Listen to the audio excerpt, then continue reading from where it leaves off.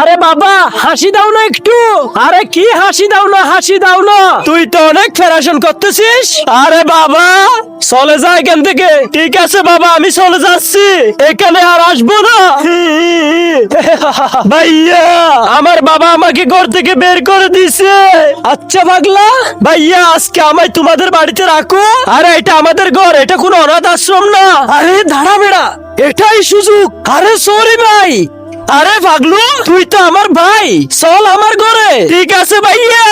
আচ্ছা আয় আয় তাড়াতাড়ি আয়, বাড়ির ভিতরে আয়, বাড়ির ভিতরে আয় বেটা। হ্যাঁ বসের ফোনটা দিয়া লই।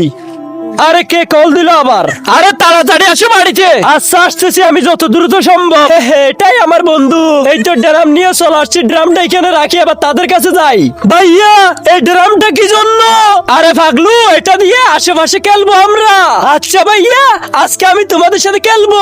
হ্যাঁ জীবনের শেষ খেলা খেলবি তুই। আরে পাগলু বসে যা এখানে।